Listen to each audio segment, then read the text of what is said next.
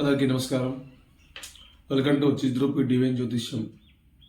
నేటి సమాజంలో చాలామంది వివాహం కాని పిల్లలు, యువతులు అందరూ కూడా కాళహస్తికి వెళ్ళి రాహుకేతు పూజ చేయించుకుంటే తప్పకుండా వివాహం జరుగుతుంది అని చెప్పేసి డిసైడ్ అయిపోయి అందరూ కూడా వెళ్ళి కూర్చొని పూజ చేయించుకొని వస్తున్నారు. కానీ వెళ్ళి వచ్చినాక కూడా వివాహాలు చాలామందికి కుదరడం లేదు. కారణం ఏమై ఉంటుంది?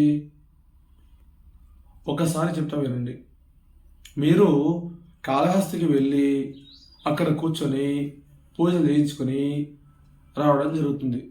కానీ మీరు మీ ఆలోచన విధానాన్ని మార్చుకోకుండా ఎన్ని పుణ్యక్షేత్రాలు తిరిగి ఎన్ని పూజలు హోమాలు చేసుకున్నా సరే మీకు వివాహం కాదు. మీరు ఆలోచించే విధానం మార్చుకొని ఏ సంబంధమైనా సరే, ఏది తక్కువన్నా అమ్మాయికైనా అబ్బాయికైనా ఏది తక్కువన్నా సరే తప్పకుండా సర్దుకొని నేను వివాహాన్ని చేసుకుంటాను, ఆలోచన విధానాన్ని మార్చుకొని వివాహం చేసుకుంటాను అనే వారికి మాత్రమే తప్పకుండా వివాహాలు జరుగుతాయి. మీరు ఆలోచన విధానాన్ని మార్చుకోకుండా ఎన్ని తీర్థయాత్రలు చేసినా, ఎన్ని పూజలు చేసినా ఎటువంటి ఫలితం ఉండదు.